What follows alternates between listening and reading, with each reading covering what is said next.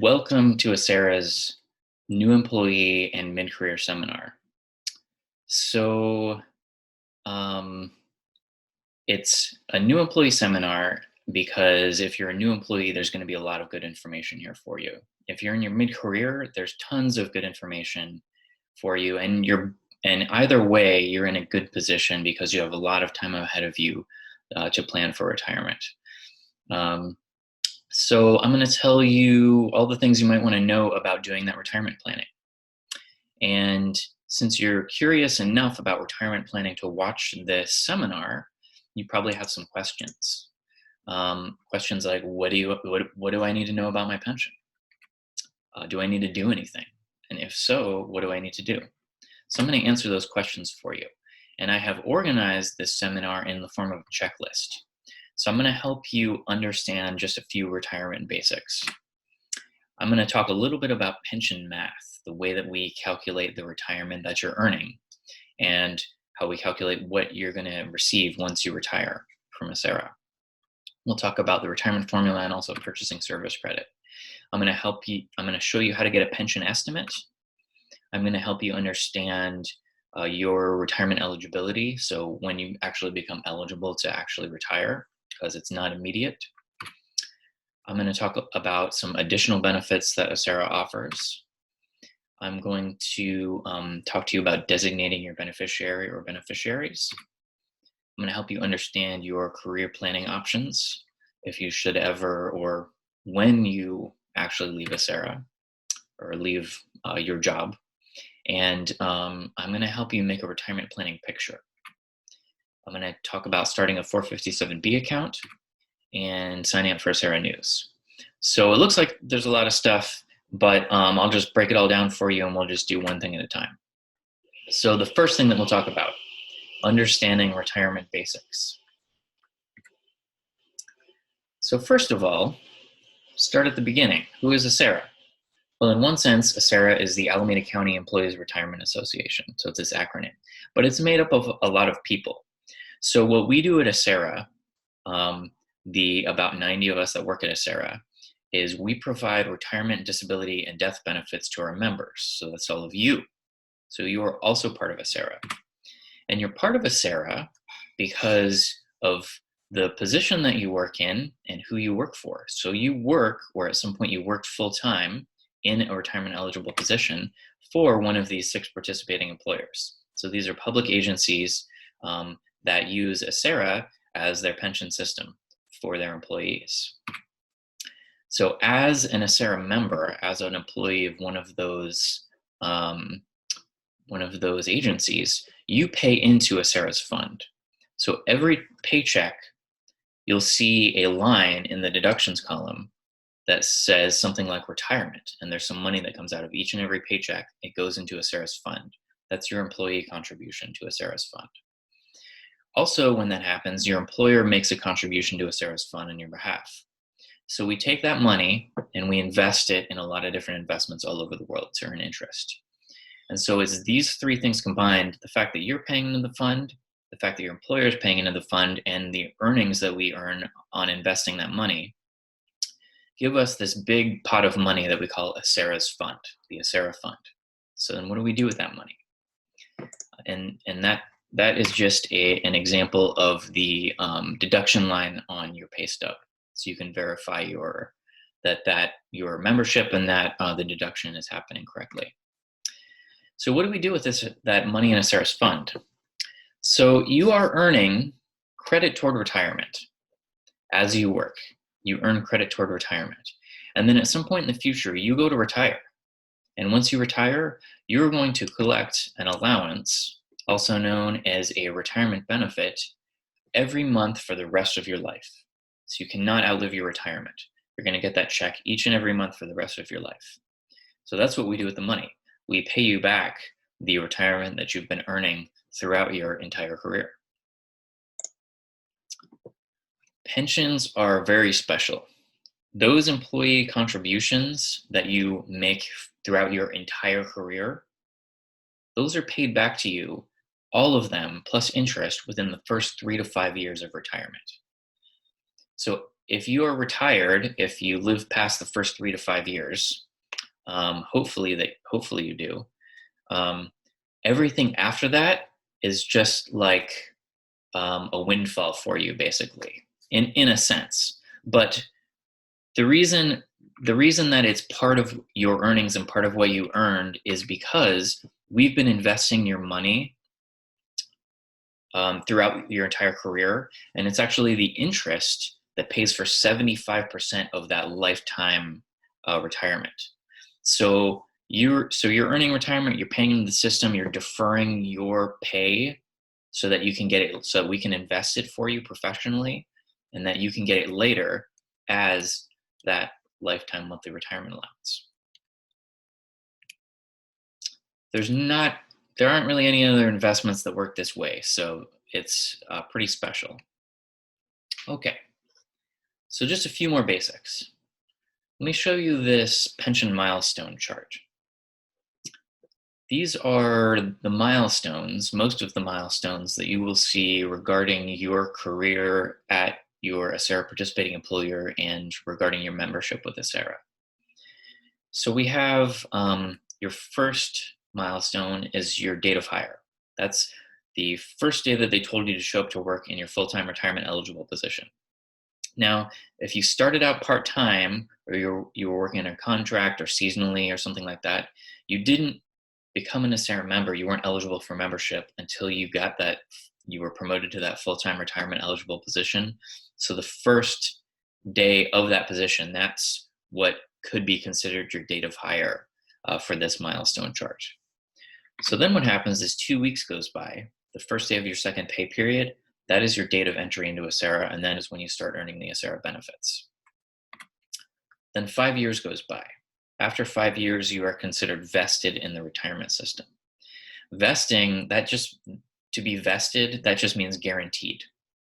So once you're vested, you are guaranteed the vested benefits. You're guaranteed the guaranteed benefits. They're guaranteed by state law. That's just what vesting means. Okay, then sometime after that 5 year mark, you become eligible to retire. And it's based on your years that you've worked, your years of service credit, and your age. And there's some combination that gives you retirement eligibility. We'll talk about that later in the presentation. But that's your first time when you're actually eligible to retire and start collecting benefits. But you don't have to retire immediately. You can keep working after that, and you can keep earning more and more retirement. So you choose your retirement date, which is the next milestone at some point in the future after your retirement eligibility. And that is the day that you start collecting those benefits that you've been earning throughout your career.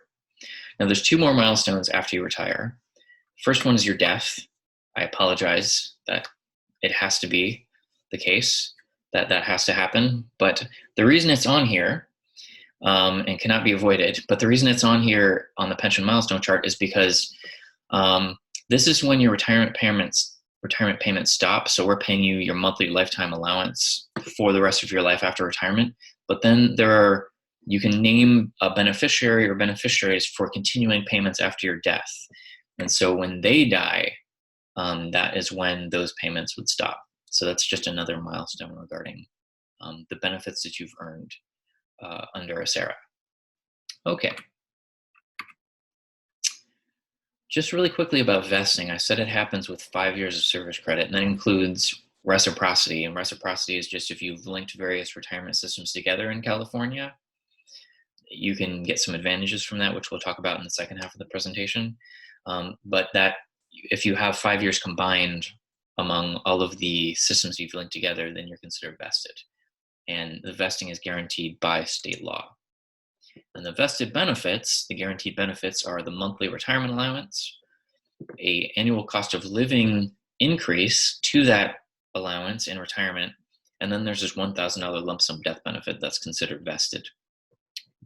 There are also other death benefits, like I was mentioning a minute ago, that come with the different retirement options that you will be asked to choose from at the time of retirement, including that continuing payment. That's also kind of considered among the vested benefits. Okay.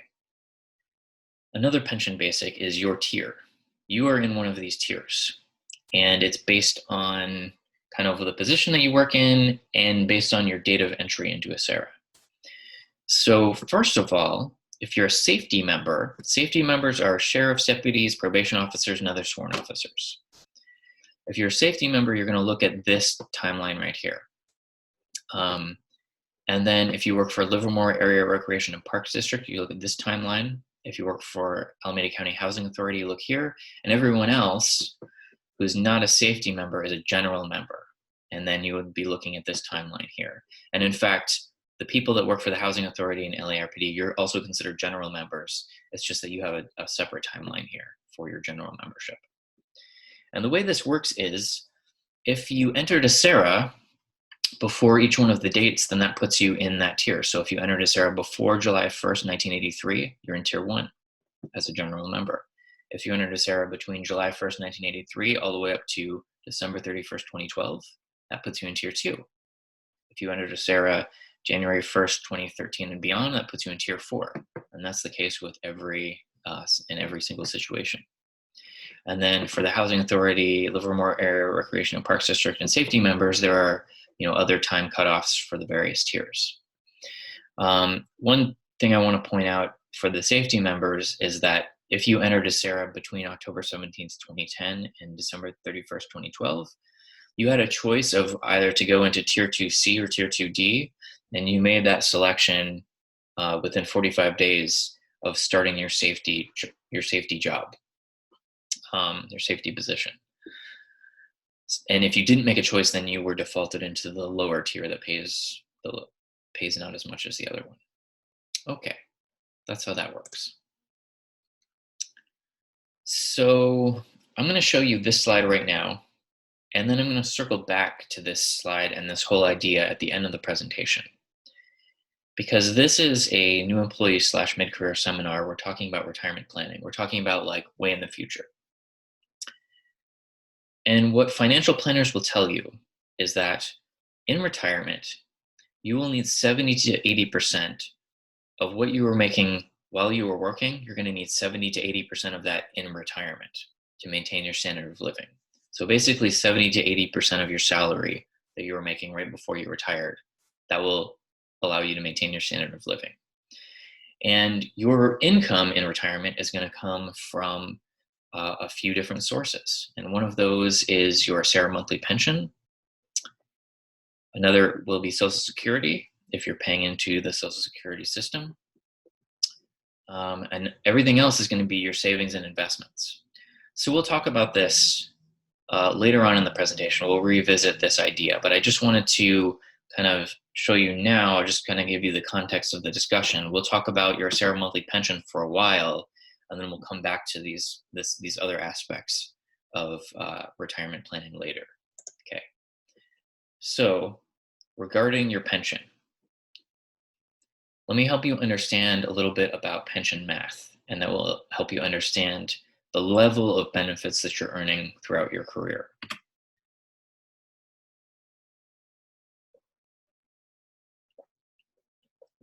When you go to retire, you are going to get a percentage of your highest salary for each year of service.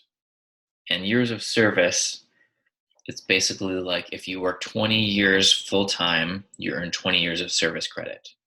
And in that case, you would get a certain percentage of your highest salary for each one of those 20 years. So this is the pension formula. This is what we multiply at the time of retirement to figure out what your monthly retirement allowance is going to be. So let me give you some numbers, and it will help kind of illustrate this point.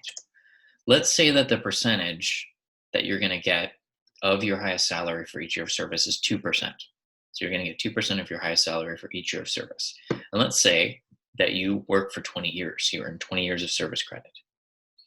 You're going to get 2% of your highest salary for each one of those 20 years.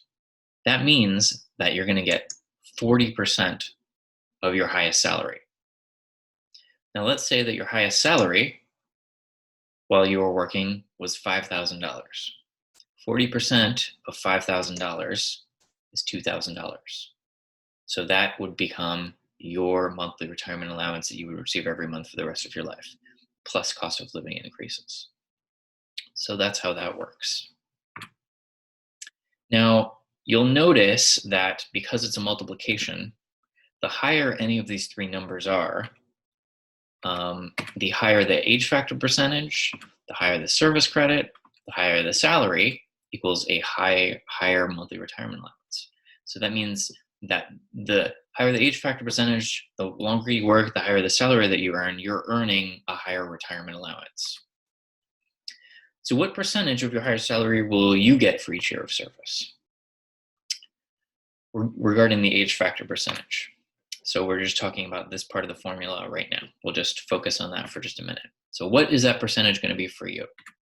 Well, it's going to be based on your age at retirement. So when you go to retire, we're going to look at this chart that has all these age factor percentages in it, and we're going to pull out one of these numbers and put it in the formula for you. So let's say that you are a Tier 4 member and you're a general member and you retire at age 65. We're going to come down here to this column. We're going to go 2.30%. We're going to put this in the formula for you. You're going to get 2.30% of your highest salary for each year of service. And so if you're trying to find yourself in the chart, you can forget about all the other columns except for the column for your tier. You just look at that one column. You may notice that not all of the ages are represented here, and that is because they don't all fit on the slide, because they actually increase every quarter year that you wait to retire based on your birthday. So if your birthday is January 15th, for example, 1 quarter after your birthday is April 15th, 2 quarters is July 15th, 3 quarters is October 15th, and then back to your birthday. Every time you pass one of those quarter year dates and don't retire, you go up one notch in this chart and you get a slightly higher age factor percentage until you reach the maximum age factor percentage for your tier, which is represented by the blue box. So that is the maximum age factor percentage that you can get in your tier. And it maxes out at a certain age. So like for general tier 2 members, it maxes out at 2.43% at age 65. If you retire at age 65 or 66 or 67 or 68, you still get the 2.43%. So the number stops increasing once you reach the maximum. Okay, if you ever want to see what all of the percentages are, we have a PDF out on our website, so you can check that out. Okay, but the bottom line, if you forget everything I told you about that, but if you just remember one thing, it just means that basically the older your retirement age, the higher the age factor percentage is going to be for you. So that's one way that you're earning more and more credit toward retirement, is just by getting older. Again, up to the maximum for your tier. Okay, let's talk about, since we talked about the age factor percentage in a little more detail, let's talk about these other two in more detail. We'll talk about service credit first. So you start earning service credit on the first day of your second pay period, so that's your date of entry into ACERA, and then you're going to earn that all the way up until your retirement date. Or if you stop working earlier than that, you will earn it all the way up until you stop working. Some people don't retire immediately. You stop working, you don't retire immediately. So then you'll stop earning it when you stop working your job. Okay, when do you earn service credit? You earn service credit during your regular work hours. While you're working, you're earning service credit. Also, while you're out on your earned vacation, earned sick leave, management leave, comp time, holidays, floating holidays, you're earning service credit during all those times. Those don't count against you. You're just earning service credit during those times. Now, the times when you don't earn service credit is if you're ever out on leave without pay, you don't earn service credit. If you purchase additional vacation on top of your earned vacation, you don't earn service credit while you're out on the purchased vacation. Purchasing vacation is like you earn 3 weeks of vacation per year, and you want to take a 4-week vacation, so that year you purchase an additional week of vacation from your employer. You take a 4-week vacation. For that 1 week where you're marking purchase vacation on your timesheet, that you would not earn service credit for that, but you would earn service credit for the 3 weeks that you are taking your earned vacation. If you sell vacation, your earned vacation back to your employer, you're getting a check for it, but you're not getting service credit for it. Um, if you're out on if you work overtime, on call time, standby time, none of those count towards service credit. You don't get extra service credit for those. Okay, so let's talk about purchasing a service credit. This is a really good topic to know about um, if you're a new employee or you're in the middle of your career, because this can help you have a higher service credit number that we'll use in the formula for you, which will mean a higher retirement allowance. So the idea here is that there are some types of time that you maybe could have earned service credit for, but didn't because of the nature of that time, um, that you can then purchase later to kind of make yourself whole in a sense, to get all your service credit. And so those categories are listed out here. So this one is called ineligible non-covered time. So that means time that you didn't earn service credit for because you were not a full-time retirement eligible employee yet. So if you started out part-time and it was just plain old part-time, you weren't working for a temp agency, employment agency, you weren't under contract, just plain old part-time. You didn't earn service credit for that if you started out part-time. But then once you get your retirement eligible position, then you can purchase that time. The same thing for the county's temporary assignment pool, seasonal work, intermittent work, services needed, project work, per diem work, all known as ineligible time because it was ineligible for you to earn service credit when you were doing it, but now that you are an ASERA member, you can purchase it. This one right here, days between hire date and entry date, that's those 2 weeks between your date of hire and your entry date. That's purchasable. If you ever go out on unpaid medical leave during your ASERA membership, when you return from that leave, you can buy that time up to 1 year per instance. And it's the same for state disability insurance leave, to 1 year per instance. Military leave, if you go out on military leave during your active membership, when you return from that leave, you can buy that time. This one right here, redeposit of prior memberships. If you used to be an ASERA member in the past, you quit your job, you took a refund of your employee contributions, and now you're working another job that is covered by ASERA, you can put that money back to get your service credit back. It's called a redeposit. This one is similar. This is a redeposit of community property. So if you get divorced or you dissolve your state registered domestic partnership and your ex-spouse or partner took part of your service credit and contributions as their part of the division of community property, if they take a refund of that money, they basically cash out their account, you can put that amount of money back into your account, and that is called a redeposit of community property, and that would give you your service credit back. And finally, this category down here, if you used to work for another public agency in California, examples would be other counties, other cities covered by CalPERS, which is the state's pension system, or the state, any state jobs that work under the pension system itself, East Bay MUD, Port of Oakland, etc. And you're not eligible to collect a pension under whatever pension they have, either because you took a refund of your contributions from their pension or because you didn't work there for long enough. If you go ahead and take that refund from their pension, you can buy that time as a ASERA service. So let's say that you worked for the Port of Oakland for a year. You can buy that year as 1 year of ASERA service credit. But that's only for California agencies. So there are a list of times that are not eligible for purchase that we always get asked about. You cannot purchase the vacation purchase time. I told you that you don't earn service credit when you're out on that purchase vacation. You can't buy it back either. If you're on leave without pay that's not medical related, that's not purchasable. Contract or temporary agency time is not purchasable. And if you're trying to purchase that other prior public service and you still have contributions on deposit with that other agency, You can't purchase that time until you take a refund of your contributions from that other agency. So how much is purchasing service credit going to cost you? What it's going to cost you is whatever your employee contributions would have been had you worked that time.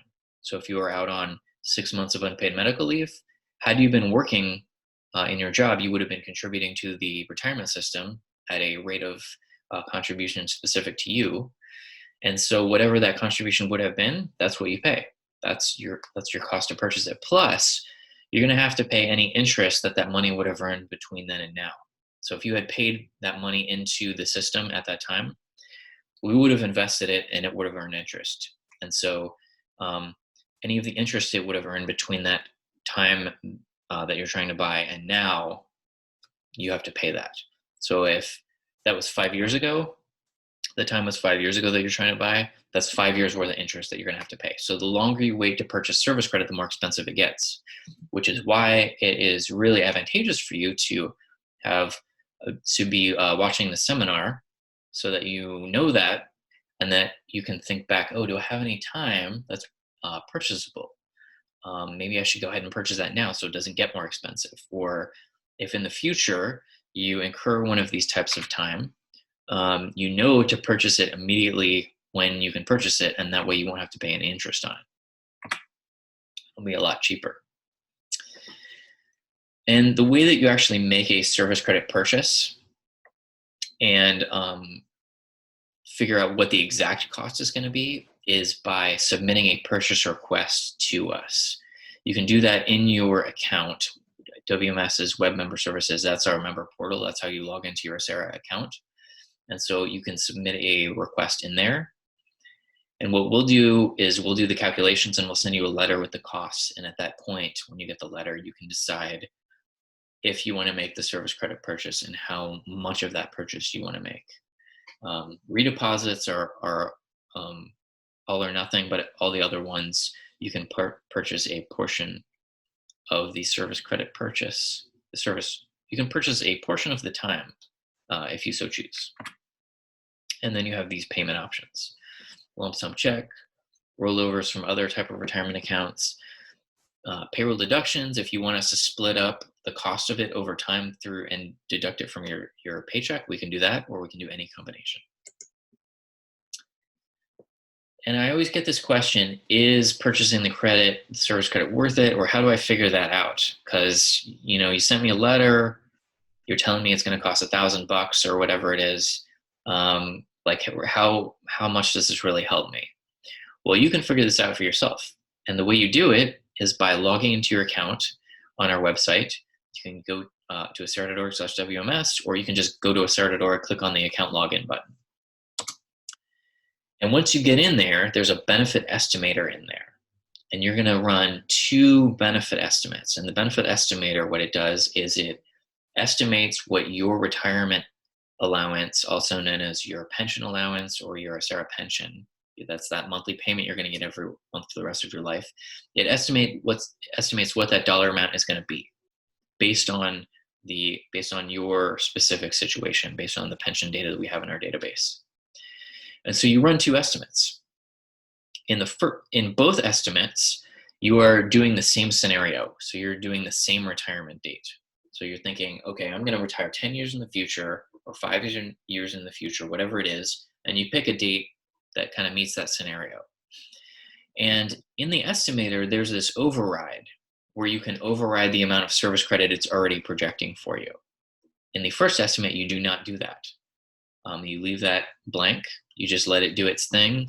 You click OK. It gives you a pension estimate.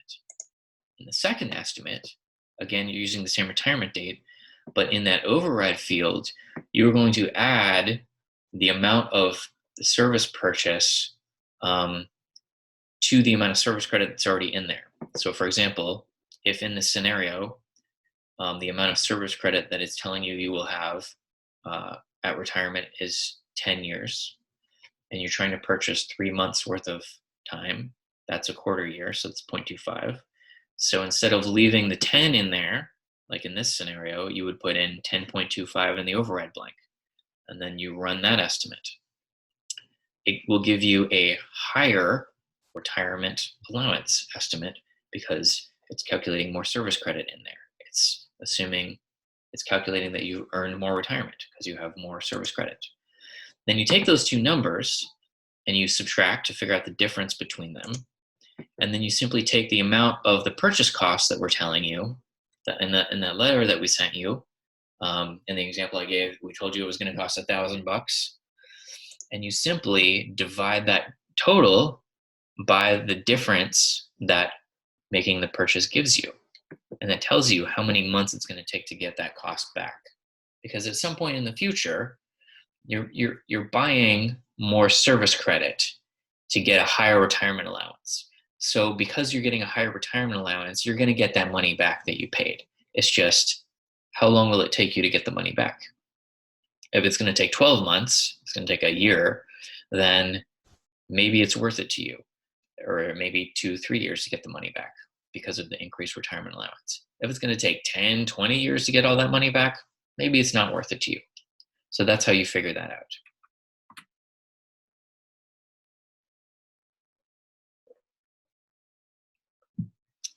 Okay. Still on pension math. So we talked about the age factor percentage. We talked about earning service credit and buying service credit. Let's talk about the salary component of the formula. Your highest average monthly salary, also known as your final average salary. When you go to retire, we need to come up with a figure for this based on your payroll records. We have all those in our database. And so what we're going to do to figure your highest average monthly salary, the way the law tells us to calculate this is we determine this period of time in your payroll records called your final compensation period. It's your period of highest pay during your career.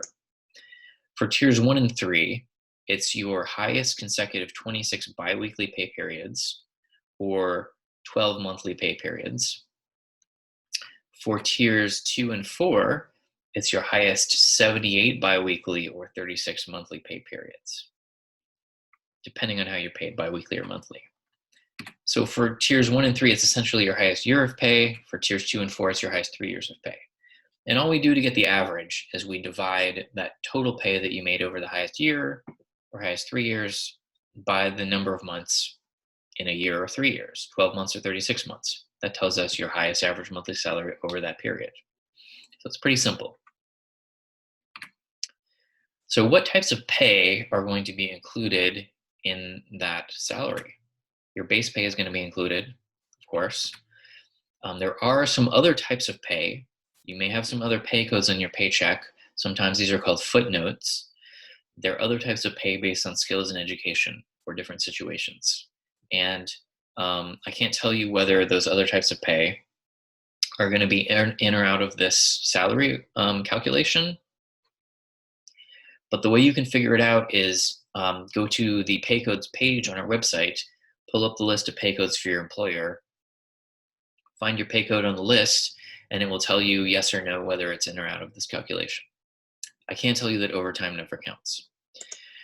And then for tiers 1 and 2, I don't think tier 3 can currently do it because you're not allowed to sell vacation. If you sell vacation or you have vacation left over on the books at the time of retirement, which is when they'll pay you for it at that time, is known as vacation cash out or payoff. If that happens during that final compensation period, if you're paid for your earned vacation that you didn't take during that final compensation period, some of that can be included up to a limit. And so there's a lot of details about that on our website if you want to know more about that. For tier 4 members specifically, there is a limit that I need to tell you about on the amount of annual salary that we're allowed to include in the salary calculation. So for general members, currently, if you earn more than $126,291 per year, we can't include more salary than that as pensionable salary for the calculation. What that means is that if you earn more than that, we stop taking out employee contributions on anything that you earn over that each year. And for the safety members, it's $151,549. Those numbers go up every year, and since this is a new employee slash mid-career seminar, those numbers are going to be a lot higher by the time you go to retire. So you can, when it comes, when it gets more toward your retirement, you can see what those limits are out on our website. Okay, and then finally, here is the whole equation put together. When you go to retire, we're going to take your age factor percentage based on your age of retirement, multiply it by your years of service credit, multiply it by your highest average monthly salary, and that tells us what your monthly retirement allowance is going to be. This is the retirement allowance that you've earned. You've earned it by earning money, by working and earning years of service credit, and by getting older and earning a higher age factor percentage. And in this scenario, just to touch on that idea of income replacement, that 70 to 80% income replacement that you are aiming toward. In this scenario, this person is achieving 57.5% income replacement. And I got that number simply by multiplying the age factor percentage by the years of service credit. Because they're going to get this percentage of their salary for each one of these years of service. So we just multiply them together, and that tells us what percent income replacement they're achieving just through their pension alone. Since we're talking about that, in general, that idea of how much retirement allowance you're going to earn. So I showed you kind of like the pension math in general. Let's talk about you specifically. Let's talk about you getting a specific pension estimate. I'll show you a couple of ways to do this. One way is, actually, this link I don't think is correct anymore. Let me go out to the website and show you where to get these pension estimate charts. This gives you a really quick kind of ballpark estimate of how much salary you will be replacing in retirement in different scenarios. So let me just do a new share here.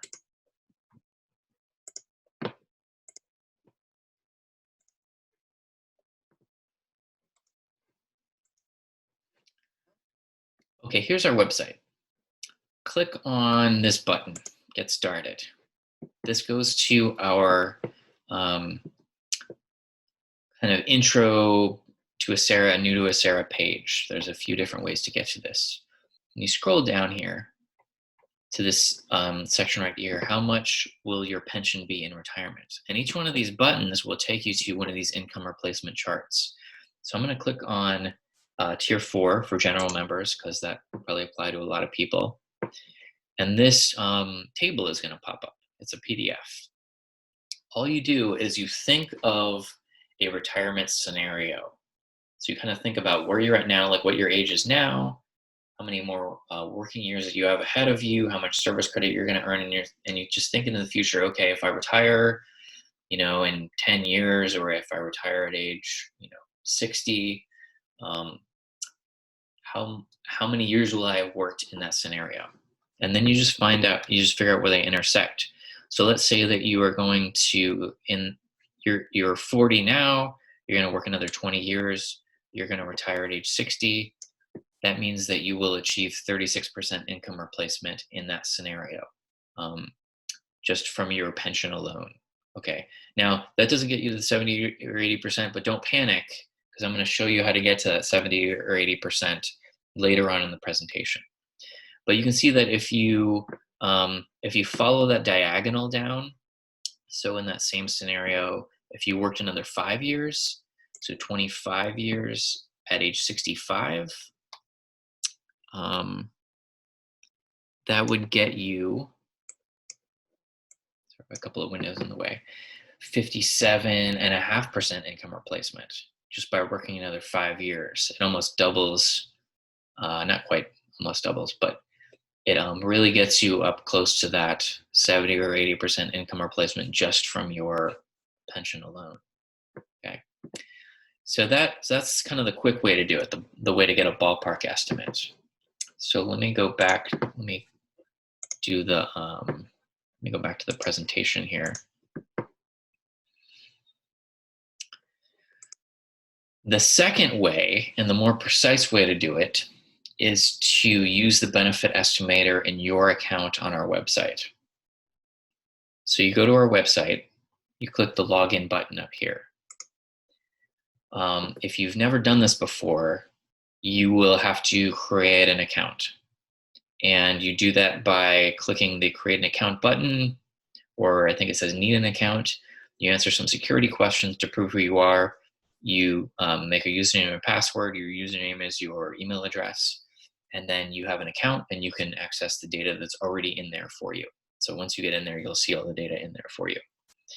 Otherwise, you just log in. Once you get in here, the first thing you're going to see is this account summary screen. It has a lot of the data, pension data that we have for you, like your tier, your employer, whether you have reciprocity or not, if you're currently actively working, date of birth, employment date, entry date. So there's a lot of good stuff in there. How much service credit you've earned so far, how much you've contributed to the system. What you're going to do is click on estimate a benefit. And then it's going to take you to this benefit estimator. And here is where you put in your retirement scenario. Your separation date, and let me just zoom in here for a second so you can see it a little bit more closely. Your separation date is the last day of work. Your projected retirement date is your first day of retirement. Now, if in your scenario you're going straight from work into retirement, then you just kind of pick a retirement date, and the separation date is the day before that. It has to be at least the day before that. If that's not what you're going to do, if you're going to stop working and not retire yet, maybe retire a few years later, then you just kind of fill in the dates based on that scenario. Then you click calculate. And then what it gives you is a projection of how much service credit you will have earned in this scenario if you continue to work up to the separation date and retire on this date. And then it's also going to give you a projection of your salary. And it's based on your current salary. And it has different ways of doing that projection, but it's not projecting any cost of living increases or raises into the future. Okay, so it's based on your current salary. So if you want to override both of these numbers, you can. And here's the service credit override. This is what I was referring to earlier when we were talking about purchasing service credit, where you can add additional service credit that you're going to purchase to this number and put the new total in here. So you can override that number. You can override your salary. If you're thinking you're going to retire, 10, 20 years from now, and you want to add in like inflation into there, you can do that and override the salary and see how that changes your estimate. And then you can put beneficiary information here if you want, and then you click get estimate, and you end up with this retirement estimate PDF. The number that you're going to look at is this. Let me zoom in here. Is this number right here? Because you're either new employees, you're in the middle of your career, you don't really need to think about the different retirement options yet. You can explore those out on our website for a description of that. But the unmodified option pays the most of any of the different options, and you can just kind of use this number as your retirement estimate. So that is how that works.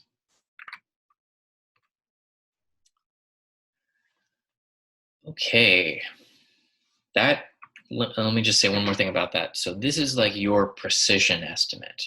And if you wanted to know what income replacement you're achieving from that, you can take this salary and you take this retirement allowance, divide by the salary, and then multiply by 100, and that will tell you the percent income replacement you're achieving in this scenario. Okay.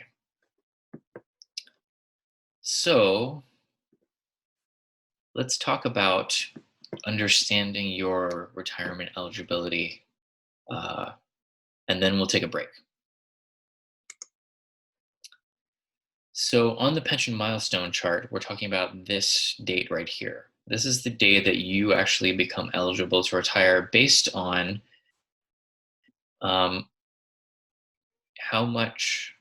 based on a few different scenarios. So let me show you the scenarios. For tiers 1, 2, and 3, there are these three different scenarios, kind of these three options for achieving retirement eligibility. Option number 1, you become eligible to retire if you are age 50 and you have at least 5 years of service credit. So you've earned at least 5 years of service credit and you have at least 10 total years of membership. Now, the difference here is that if you are going to work straight into retirement, you just kind of want to think about this as having worked for 10 years and being over age 50, and then you're eligible to retire. But if you're not going to work straight into retirement, if you're going to stop working before you've worked here for 10 years, you really just need to work from 5 or more years, stop working, and then you just have to wait um, until 10 years passed from your date of membership into Acera. And then as long as you're over age 50, then you can retire. And doing that is becoming what we call a deferred member. You're deferring your retirement to a later date. So you're saying, I'm done working now, I'm going to retire later. I'm going to stop working. I'm going to defer my retirement to a later date, not retire immediately. And one reason that you might do that is because you're in this scenario where you've already worked for over 5 years, but you're kind of done working. You stop working, and then you need to defer your membership until you've achieved 10 years of membership, and then you can retire, as long as you're over age 50. That's option number 1. Option number 2 is you have 30 years of service credit as a general member, or you have 20 years of service credit as a safety member, and you can retire at any age, even if it's younger than age 50. Option number 3 is that you are age 70 or older, and you can retire with any amount of service credit, even if it's less than the 5 years that it takes to get you eligible for option 1. So if you had 4 years of service credit, you could retire at age 70 and draw a small pension based on that 4 years of service credit that you earned. So that's tiers 1, 2, and 3. Now for tier 4, option number 1 for you is, for general members, you have to have at least 52 years of age. You have to have achieved at least 52 years on this earth. And that makes you eligible under option 1. Or for safety members, age 50 or older. And then you have to have at least 5 years of service credit. So you don't have to do that 10 years of membership thing. Option number 2 is, again, you can have any amount of service credit and be age 70 or older and start drawing a retirement allowance. So that's how that works. That's what makes you eligible to retire. Okay, let's talk about some additional benefits that Acera offers.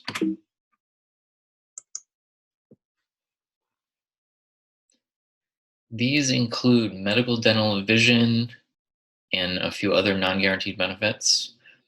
There's disability retirement, and there is death benefits. Okay.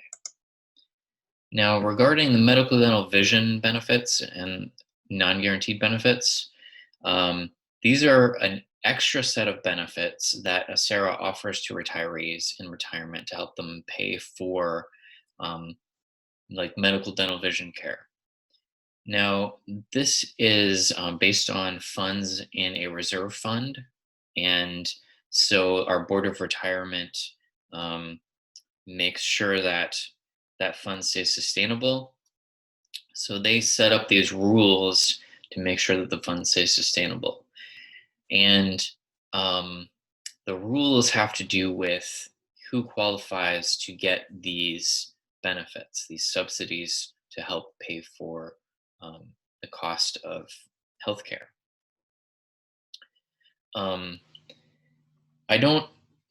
We don't really need to go into like any of the details right now because your retirement is quite a ways away. If you want to delve into the details of this, go ahead and check out our pre-retirement seminar videos, and where we take a deep dive into this. But the one thing that I want to tell you right now about this is this chart right here. This shows you the years of service credit you need to qualify to start having access to these non-guaranteed benefits. So this is kind of in the context of retirement planning, planning for the future. So you can see that with 10 years of a Sarah service credit, and I'm not, and this doesn't, reciprocal service credit doesn't count here if you have reciprocity with another retirement system. This is only a Sarah service credit. If you have 10 years of a Sarah service credit, that's how you start qualifying for almost all of these benefits.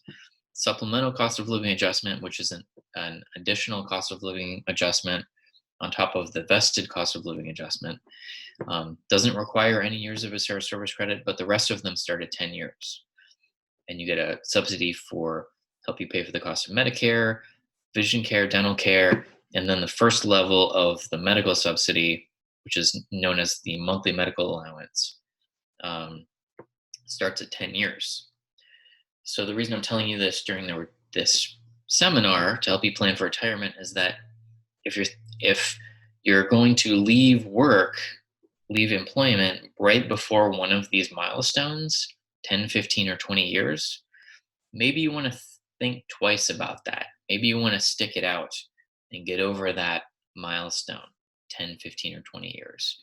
Like if you have 9.5 years and you're about to quit, if you get over that 10-year mark, this medical subsidy and dental and vision and Medicare subsidy in the future, that represents a lot of money in retirement, um, that you would achieve just by like working another 6 months and getting over that 10-year mark. So the same thing for the 15 and 20-year marks for the medical subsidy. So that's just something that I want to let you know right now regarding retirement planning. But you can, if you do achieve these milestones, you can expect, as long as the fund stays sustainable enough to continue offering them at the levels that they're currently being offered, um, like you can expect that you can access those benefits. The Board of Retirement does make some changes to these rules and what the benefits are and the levels of benefits periodically to ensure the fund sustainability. So it's good to kind of keep tabs on what's happening at Acera, just to kind of keep track of this stuff. So regarding pension milestones, I'm going to go ahead and put another milestone on the chart, which is the 10-year mark to start being able to access those healthcare subsidies. And it may happen at the same time as this retirement eligibility milestone. It may happen before this retirement eligibility milestone for you, but I just wanted to get it on there to kind of illustrate that this is something to kind of be cognizant of. Okay, so we got that checked off the list. Now let's talk about designating your beneficiary or beneficiaries and keeping them current. Who is a beneficiary?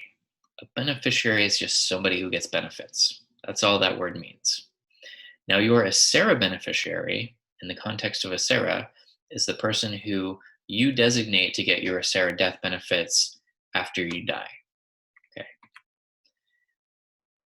This is not something that you only want to think about regarding designating a beneficiary for your retirement pension benefits after you're retired. On the contrary, you want to always have a designated beneficiary at all times, even before retirement, because there are death benefits available to your beneficiaries should you die before you retire. And so let me just kind of summarize what those death benefits are for you. The death benefits should you die before retirement. So if you are not vested, which means you have not yet achieved 5 years of service credit, the death benefits are going to be, your beneficiaries are going to get a return of all of your employee contributions and interest that we've paid in your contribution account. So we're keeping this contribution account for you where we're putting in all of your contributions and interest. And so we're going to give that back to your beneficiary. Plus, your beneficiary will get 1 month of your salary for each year of service that you've already earned. And that's up to 6 months worth of salary. Um, so if you died after working for 2 years, they would get 2 months of your salary in addition to this return of contributions and interest. And this is if you die as an active member, actively employed.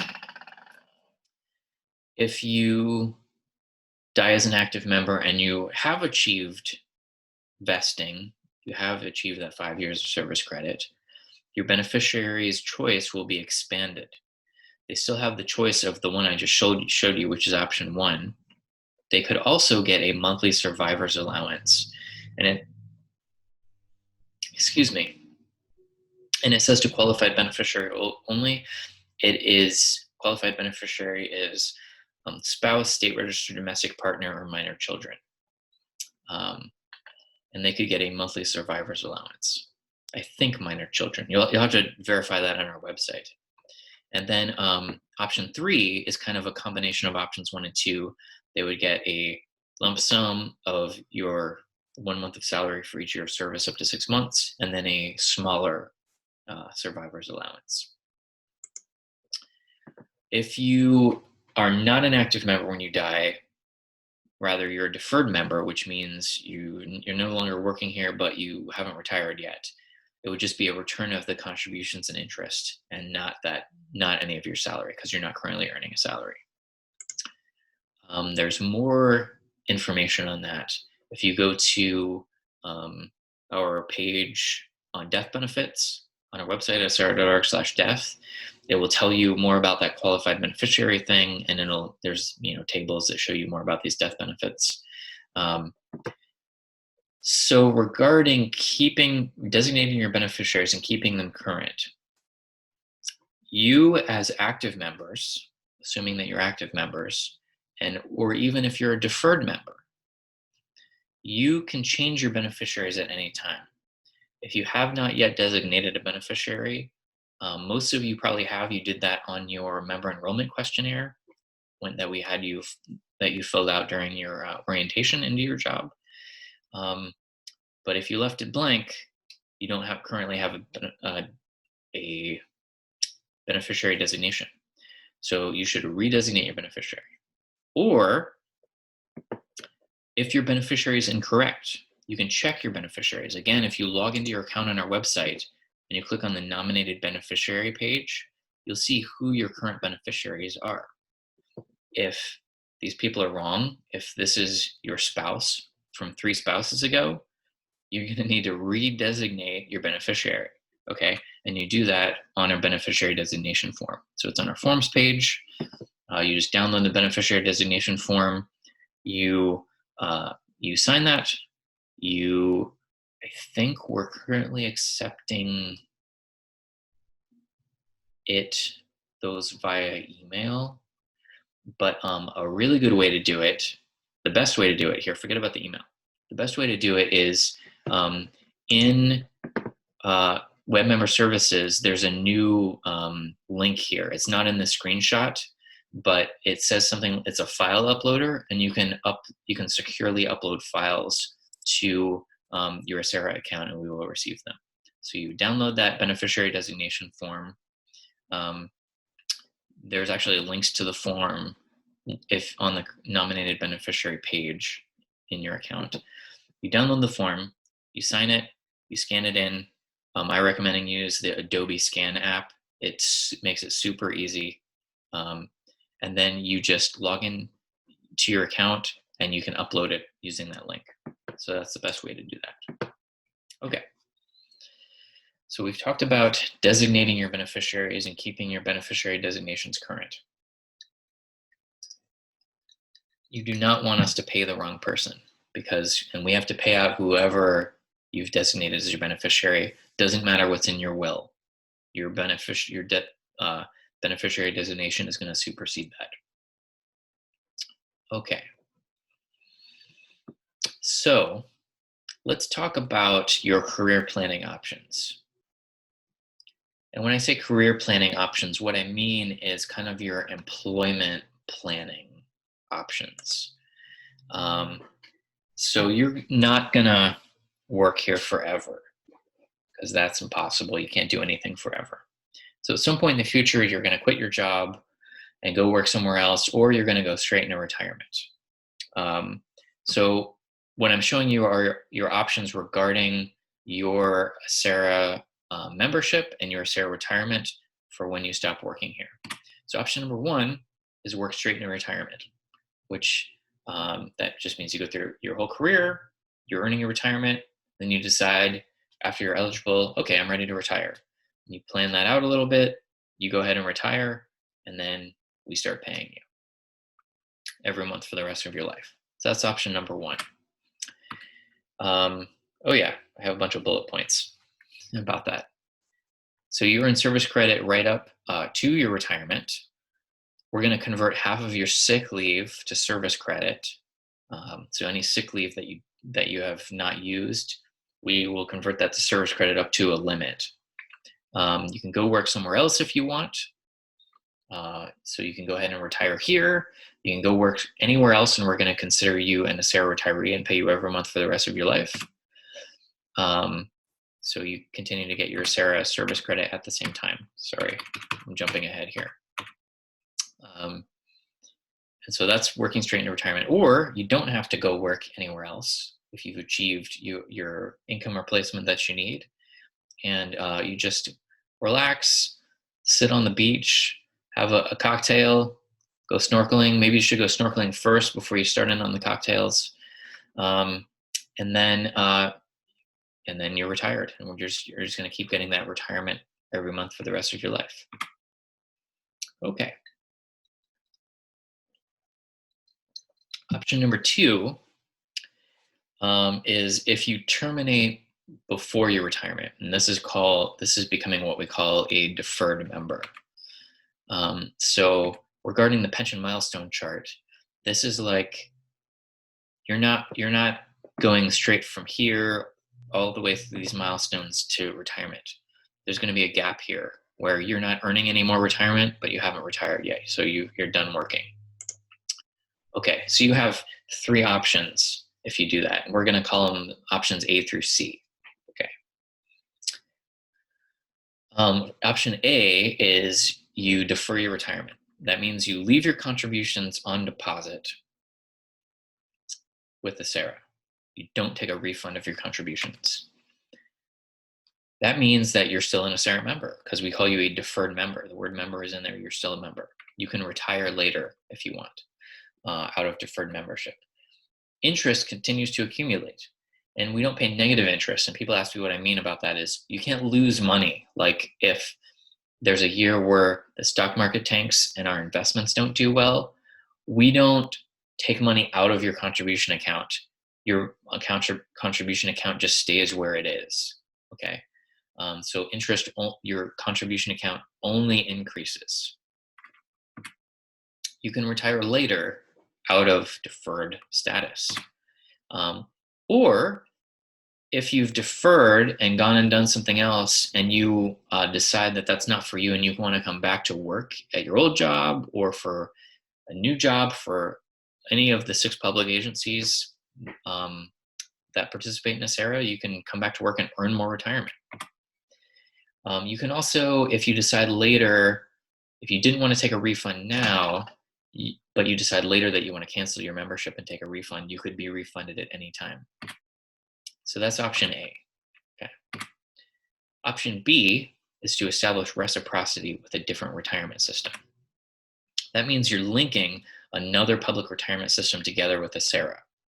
So you stop work here, for example, and let's say you get a job working for the state, or you get a job working for another county, like Contra Costa County, for example. You stop working here, you get a job over there, and then you link the systems together, and it prevents you from having to start earning your retirement over from scratch. And there's a full list of agencies that you can do that with out on our website. The benefits I'm gonna, if you're looking at this presentation, what's today, October 1st, we actually just updated our website, and I'll go in after the presentation and make sure all links still work, that they still all go to the right places. Okay, so the benefits of establishing reciprocity are: one, that the service credit you earn in all the systems combined gets you the vesting requirement and the retirement eligibility requirement. Um, it all of the service credit and all the systems combined, we look at that when we're looking at vesting and retirement eligibility. For example, if you work for 3 years for Alameda County and you go over and work for 2 years at Contra Costa County and you've established reciprocity and linked them together, that's 5 years combined, and that means you're vested in both systems. Okay. Same thing for retirement eligibility. If you need the 10 years of membership and you have 5 years in one and 5 years in the other, we're looking at both to get you over that retirement eligibility mark. So that would be the 10 years combined. Second benefit is that when you establish reciprocity, um, what that means is you're earning some retirement in one system, you're earning some retirement in another system. And then when you go to retire, we're both going to do a retirement calculation based on what you earned in each system. Okay. And when we do that, we're all going to use the highest salary that you earned under any of those systems. So let's say that you're making $20 an hour here and you go get a job working at a different county and you're making $30 an hour. And then your salary goes up from there. When you go to retire, we're not going to use that lower salary that you were earning here. We're going to call that other system, get your higher salary, and plug that into our formula. So that's what I mean when I say it prevents you from having to earn your retirement from scratch. It's kind of like these two things. You don't have to start earning service credit over from scratch, and you don't have to your lower salary that you were earning earlier isn't going to be considered in any of the calculations. Okay, and then finally, the third benefit is if you're in tiers 1, 2, and 3, and you go into an earlier tier, that puts you in an earlier tier in the next system, that keeps your contribution rate lower than it would be if you were starting over. Okay. In order to qualify for reciprocity, you got to do 4 things. 1, you leave your contributions on deposit with every system that you're linking together. 2, no more than a 180-day gap can exist between when you stop working the first job and you enter the next retirement system. It's basically 6 months. Number 3, you can't have overlapping service. So you don't want to go on a 4-week vacation here to use up your vacation and then immediately start working another job that you're trying to establish reciprocity with, because then you have 4 weeks of overlapping service, and that disqualifies you from being able to do this. Don't do that. You just stop working here, and they'll cash you out for your vacation anyway. You'll get a check for that anyway. You stop working here, you start working the new job. Don't have overlapping service. And then finally, number 4, you must retire from all of the systems on the same day to keep reciprocity whole. Okay, that's options A and B. For option B, you're kind of taking option A and also doing option B, because option A was just to simply become a deferred member, leave your contributions on deposit. Okay, option C, so remember we had A, B, and C if you're not going to go straight into retirement. Option C is you take a refund of your employee contributions and interest. Okay. If you don't want to be a deferred member, you don't want to be an SRA member anymore at all, you can take a refund of everything that you paid into the system throughout your entire career, plus all the interest that we've posted to it every 6 months. If you take a lump sum payment of that, you're probably going to lose 1/3 of your money to taxes and penalties, depending on your age when you're taking the lump sum payment. So that's not fun. You can roll over that money into another pre-tax retirement account, and then you would not incur those taxes and penalties. Refunds take 45 or 60 or more days to process, so it's not an instantaneous thing. And basically what you're doing is you are canceling your SARA membership. You're waiving all your rights to a SARA benefits in the future.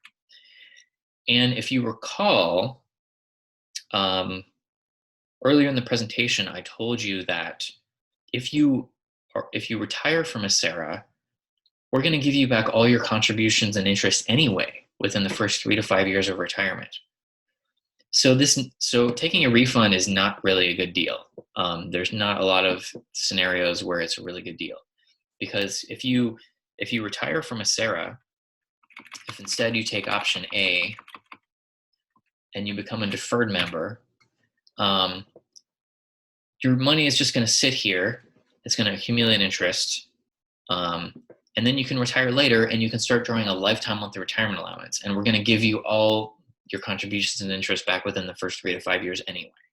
Okay, um, and then you can do whatever you want with that money. Now, if you take option C, this is just a one-time lump sum payment. This is not for the rest of your life. This money is going to run out, and you're basically not taking advantage of the power of pensions, and you're not taking advantage of the power of the employer contributions, and the longer term interest that is paying your lifetime retirement allowance. So I don't recommend it, but it is an option for you. Option C. Okay.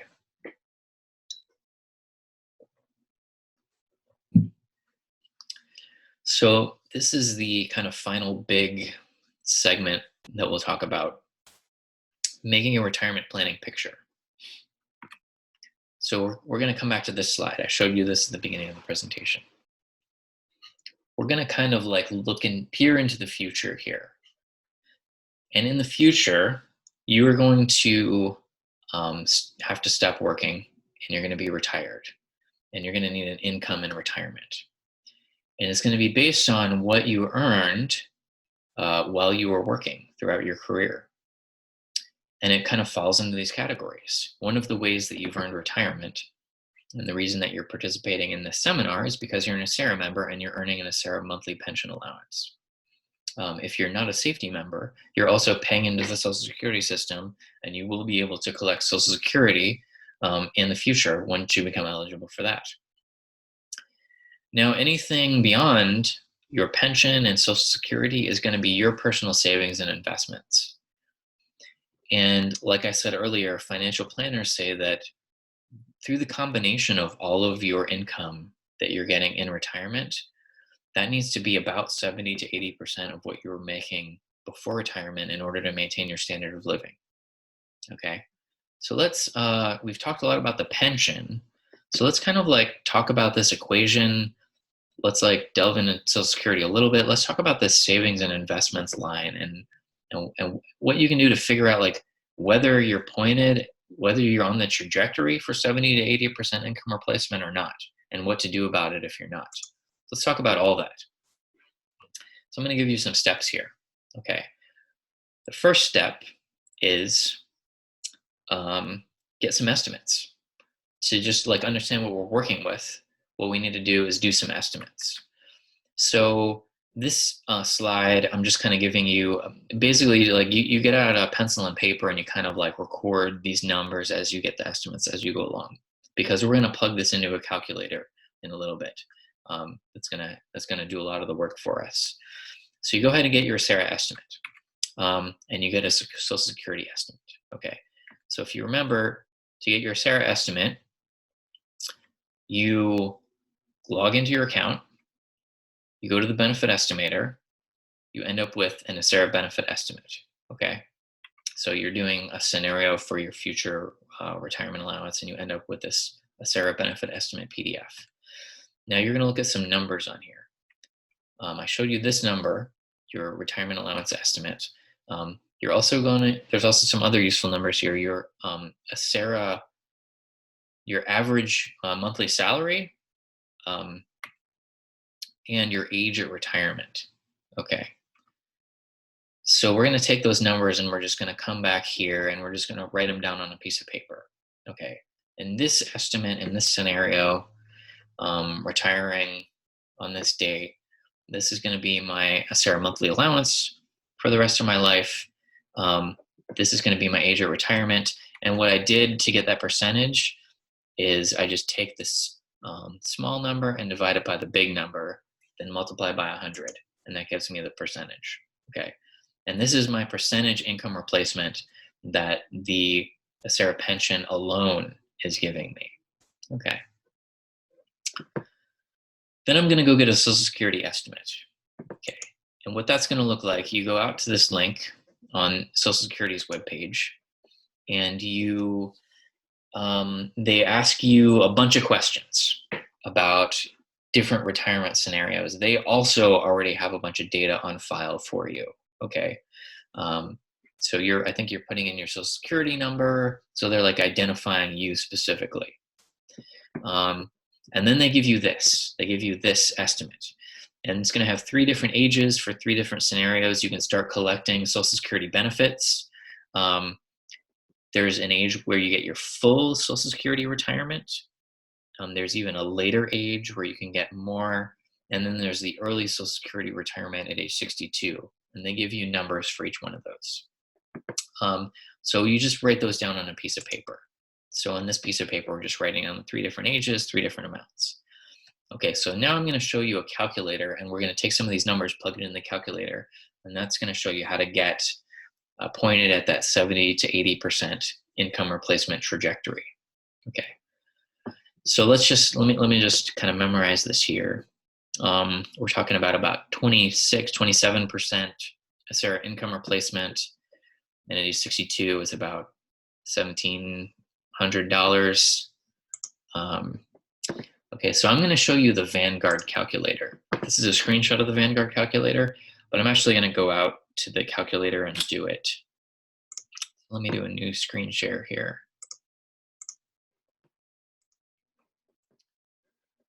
Okay, let me just refresh this here. Okay, so this is what it looks like.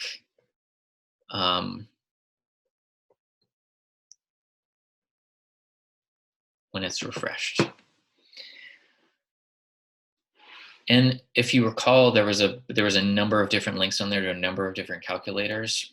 I recommend doing a few of them, and this is just one of them. I'm just going to show you how this one works. They all kind of work similarly.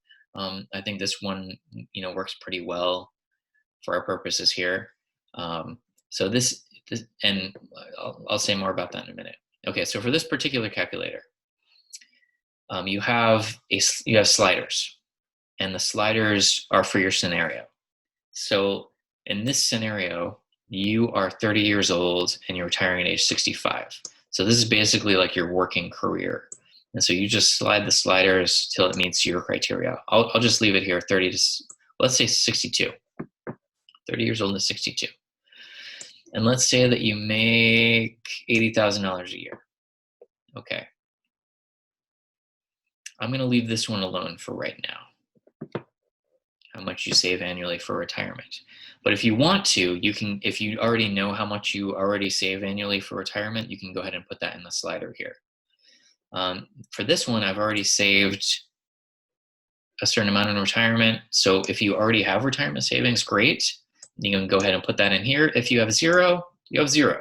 No worries. So you don't worry about that. We're gonna get you fixed up here on this right away. So we'll just leave it at 0. I'm going to slide this down to 80%. Actually, no, let's do it like right in the middle of the 70 and 80. So let's say 75% income replacement. Because the financial planners were saying you need between 70 and 80% income replacement. Let's just leave it at 75.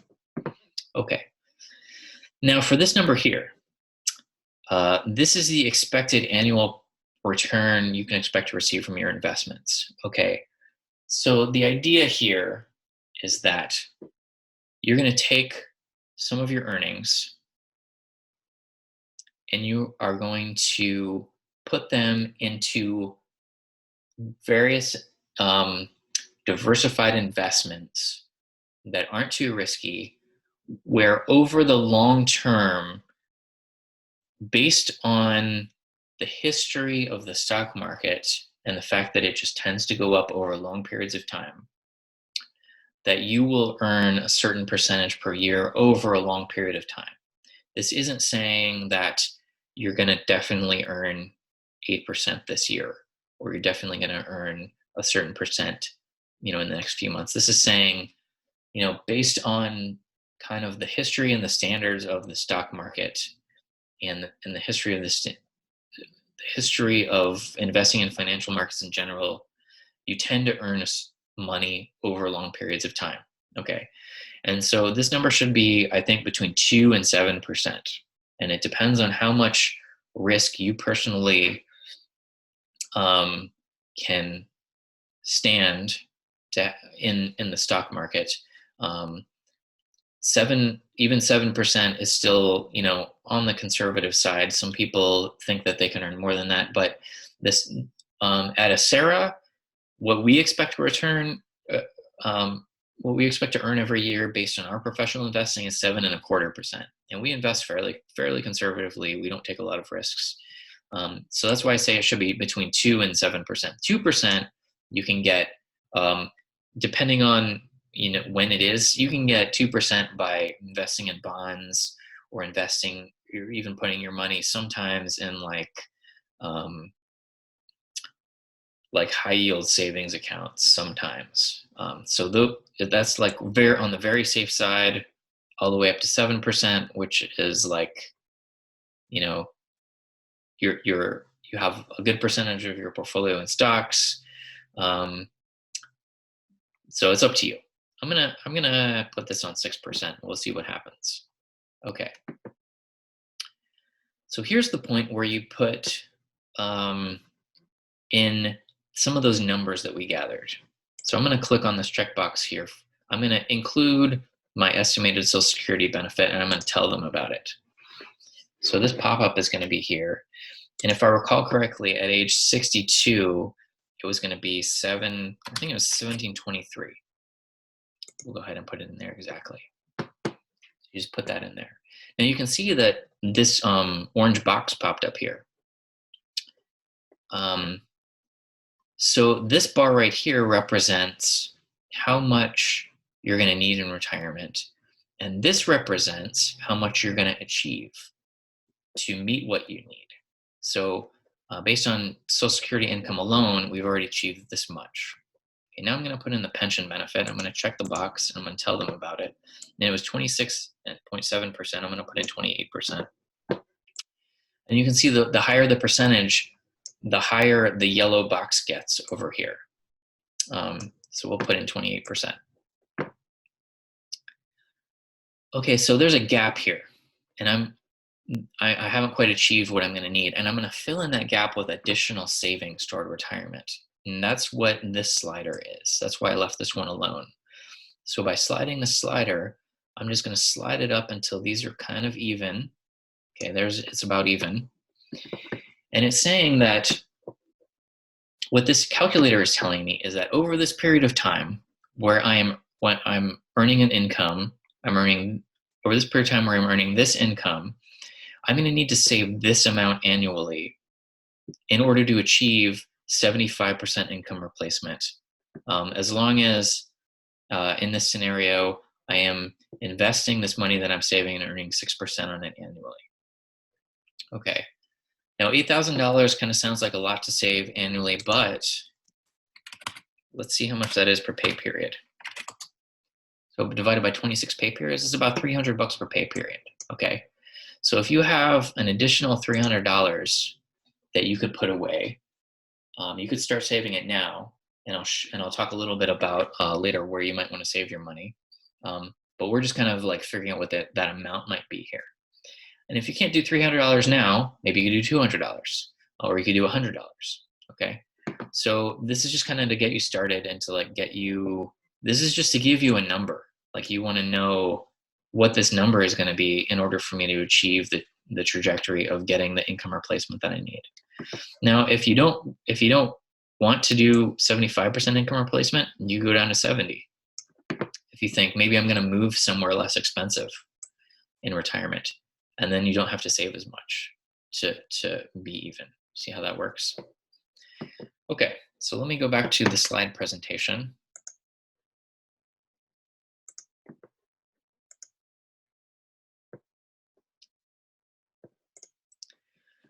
Okay, and like I said, this slider should be 2 to 7%. So the bottom line here with this number that I just showed you this amount that the calculator is telling you that you should save in addition, it's getting you pointed in a direction. That's all it's doing. Okay. Because the future where you're retired could be a ways away for you. Could be 5 years, could be 10, 15, 20, 25 years. Okay. Um, it's a ways away. You don't know what you're going to be earning right before retirement. So you don't even know what you need to get 70 to 80% of. Okay. What the calculator is doing is just getting you pointed in that direction. Okay. So if we just do the calculator for the first time, we get pointed in this direction. Now, maybe that doesn't quite get us pointed at 70 to 80%. So what I recommend is you come back 6 months later, a year later, and you just do the calculator again, or you try a bunch of the different calculators, and you kind of readjust, and it gets you pointed in a different direction. It gives you kind of a different number, says you need to save a little bit more. Okay, and then after a year later, you find, oh, well, I've been, I've kind of overshot. I'm saving a little much, and it's kind of, taxing on me. So maybe I'll reduce my savings for a little bit. And you'll find over time, over the years, if you just keep readjusting this and you keep putting that money into the savings, that by the time you go to retire, you will have achieved the 70 to 80% income replacement. As long as you get kind of pointed in that direction now.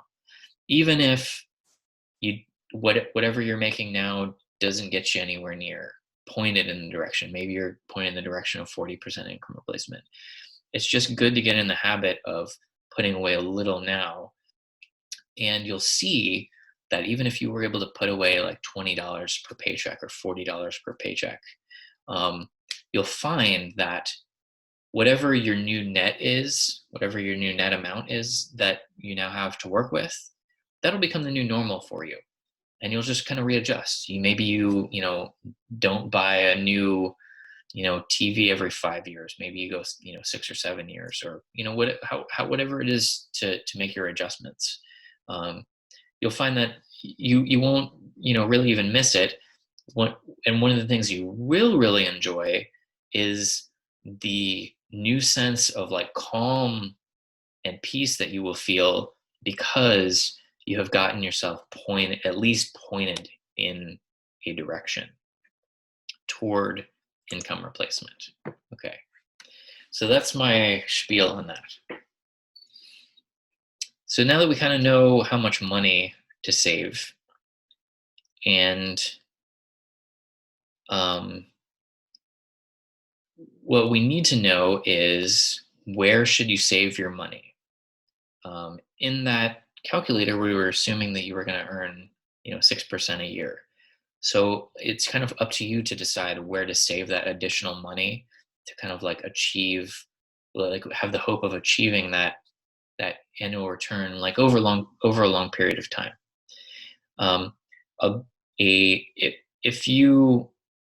If you're trying to like really accelerate your savings, you're going to want to keep your money somewhere that earns interest. Okay. You just are going to want to do that. There are some places that you can have very little risk and you still earn some interest. Okay. What earning interest does, and earning interest is where you give your money to some entity, you're basically loaning them money, and they're paying you a fee for the loan of that money. And often the fee has to do with the success of whatever the endeavor was where you loaned your money to. So for example, if you're loaning your money to a company by buying stocks, if the company is successful, they pay out profits to you in the form of dividends, and you get that, and so that's known as interest. So you basically get money for loaning your money out to the company. Or if you put your money in a bank, in a high yield savings account, the bank is not just leaving your money there. They're going to go do something with your money to generate more capital. And so they are going to pay you for their ability to use your money to do that. So they're going to pay you some interest. If you are able to earn interest, it helps you do two things. It helps you beat inflation, because inflation in the US is on average about 3% per year.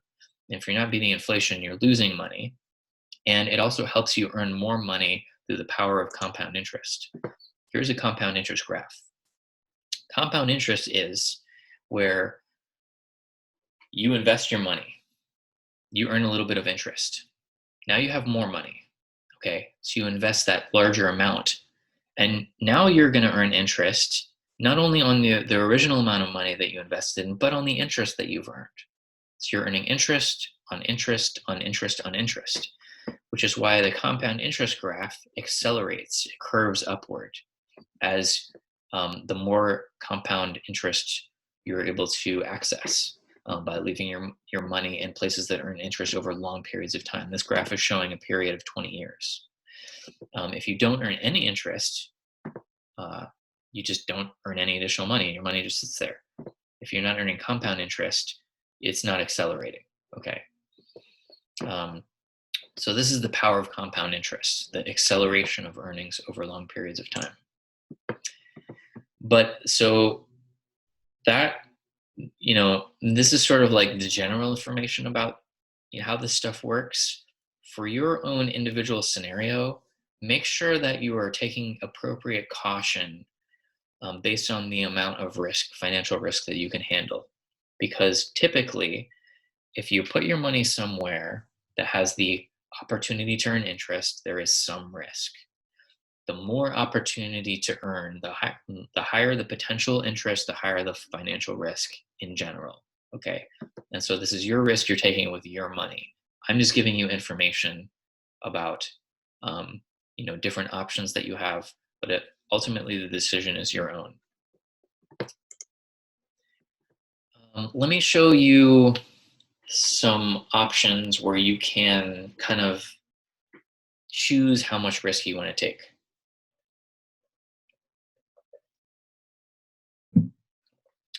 So these are options for where to put your additional money.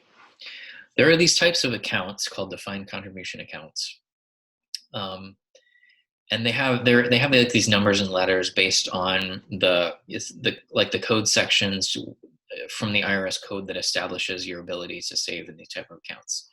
The main one that I'm going to focus on is the 457B deferred compensation account. This is a type of account that you can access because you're a government employee. Okay, so this is a government employee type of deferred compensation account. It's called deferred compensation because you're deferring taxes on this compensation. So you're deferring your compensation to a later date. Okay, which means that the way it works is you have to set up a certain amount of money that comes out of your paycheck before taxes. Okay, and you are not getting to use that compensation right now for your life. You're deferring it to a later date by saving it. And one of the advantages that the government has set up is you don't have to pay taxes on that income if you save it in this type of account. So if let's say your salary is $50,000 a year, and you put $10,000 into your 457B account that year, you don't have to pay income taxes on $50,000 that year. You pay income taxes on $40,000 of income because $10,000 of that is going to be tax deferred. Okay, you don't have to pay taxes now, but you have to pay taxes later when you're retired. Whenever you start taking money out of that account, that's why it says the taxes are deferred. The advantage of that is that later on, when you're retired, you're probably going to have a lower income than before you were retired, and so you're actually going to pay less taxes on that money in retirement because your income is lower, and so you're going to pay less total taxes. You can make a maximum contribution to your 457B account. For 2020, the maximum contribution is $19,500. So that's about $750 per pay period. So you can put quite a bit of money away per year. That example I gave you a minute ago, was showing you putting $8,000 away per year. And that was helping you, that was getting you to achieve 75% income replacement. So if you if you don't want to think, you don't want to think too hard about your investments, and you just want to use, you don't want to like go, pick out different investments and figure out where to put your money because it's complicated and you don't want to do a lot of research.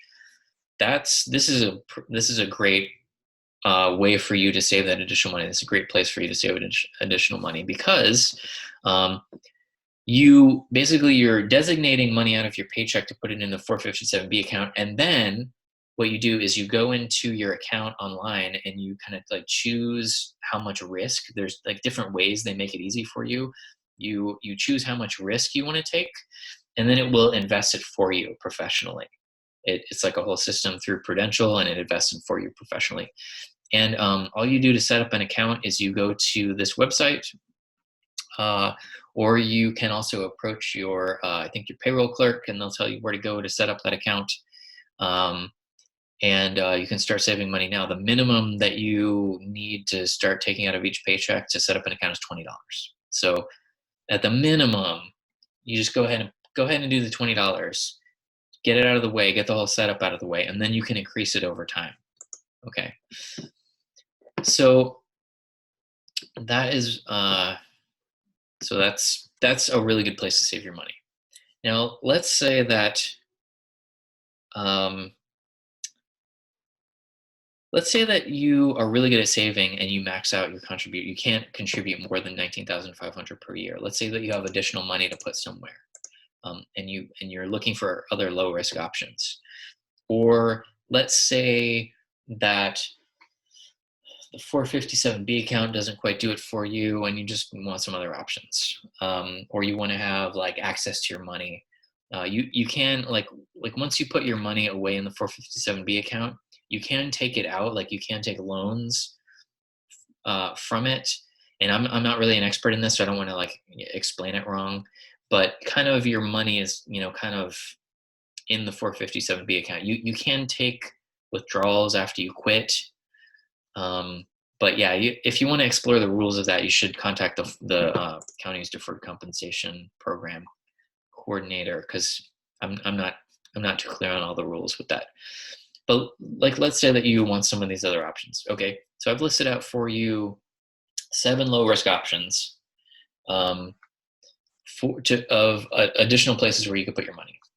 High yield checking accounts and high yield savings accounts are just basically bank accounts. They're FDIC insured. Checking accounts are, you know what a checking account is. You get a check card. You can get checks. You spend money out of there. You can get a direct deposit to put your salary in there, your paycheck in there. There's no difference between a checking account and a high yield checking account, or a savings account and a high yield savings account. Regarding what the rules are, it's just that some banking institutions, and some internet banks are trying to get your business. They want you to leave your bank that doesn't pay you any interest on your checking, or pays you very low interest on your savings. So they will offer checking accounts that pay interest, or they'll offer savings accounts that pay a much higher level of interest than you get at your current institution. Like, for example, if you open a savings account at Wells Fargo, they pay, the interest that they're going to pay on their savings account is like 0.01%, maybe.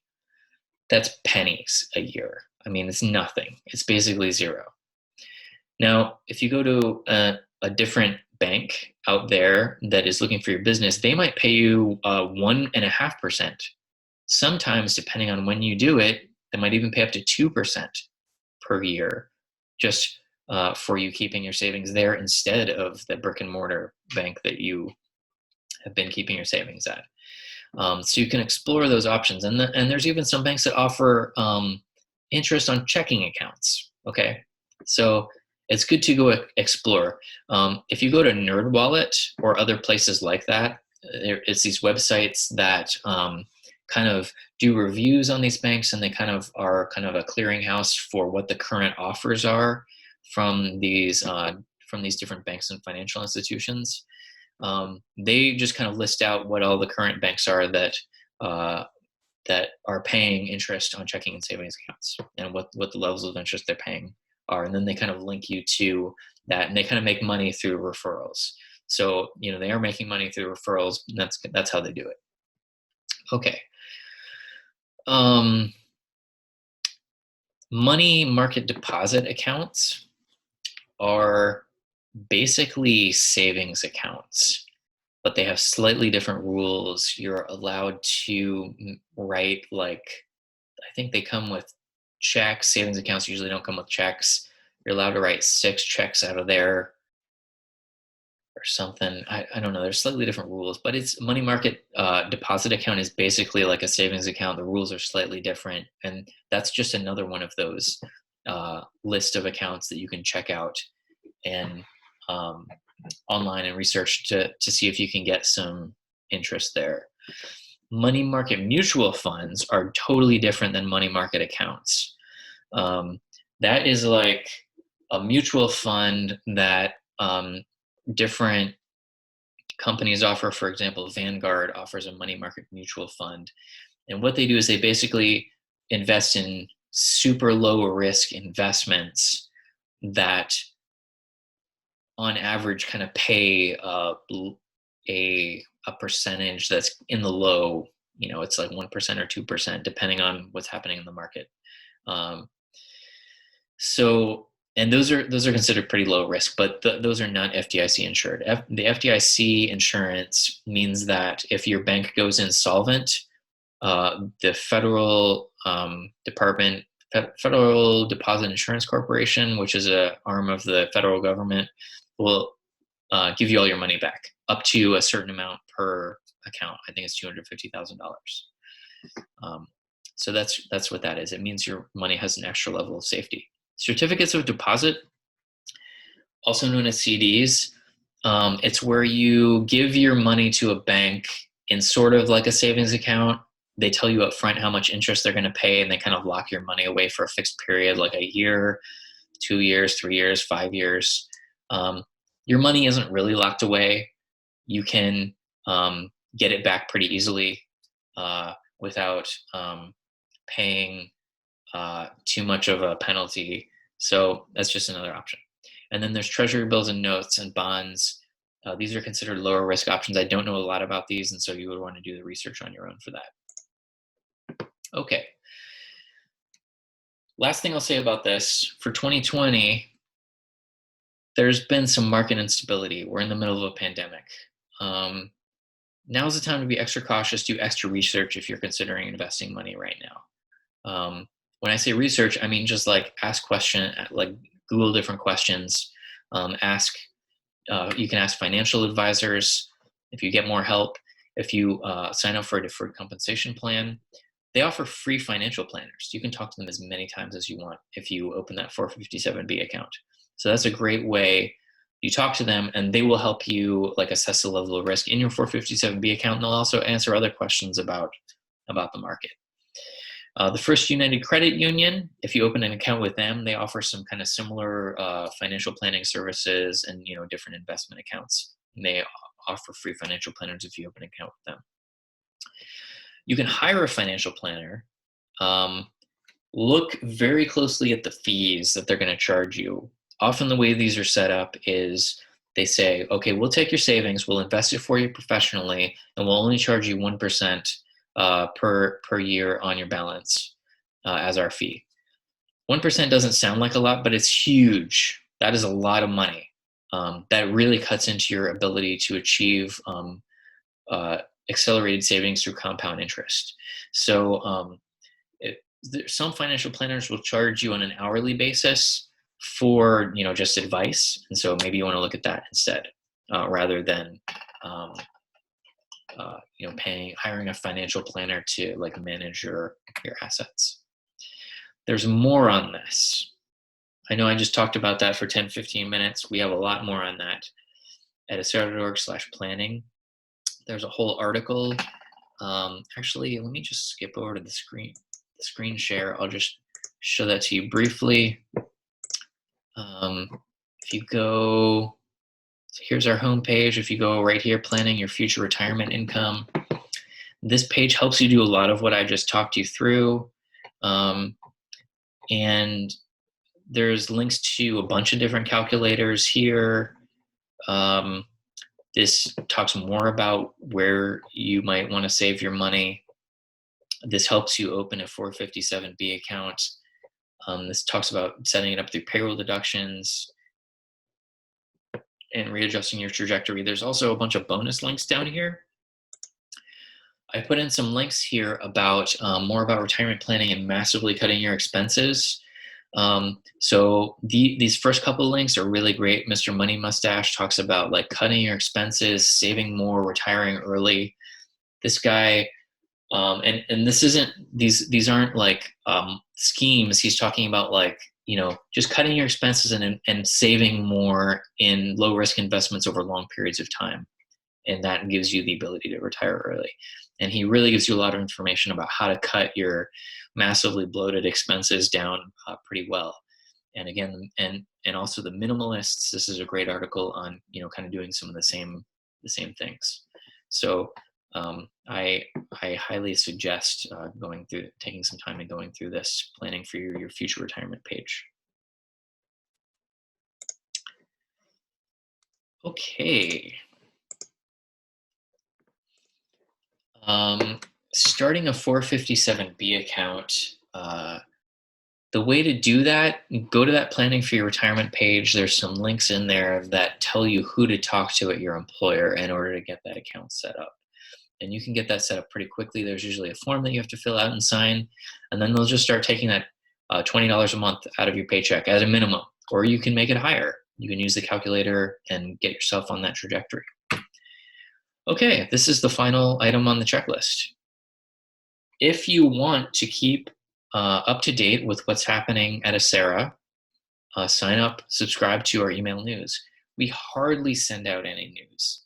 It's like once in a blue moon is something important enough that we want to let you know about. So if you don't want to continually check our news page, just go ahead and go to acera.org/subscribe. It'll take you 2 seconds. You put in your email address. You tell us what kind of news you want. If it's for retirement planning, you click that. And we'll tell you if anything changes with Acera. If anything's important enough to let you know about, we'll send that to you. If you have questions, call us anytime. Check our website for our current hours that we're taking calls. It might be something like 9 to 3 or 9:30 to 3, something like that on business days. 510-628-3000 is the number.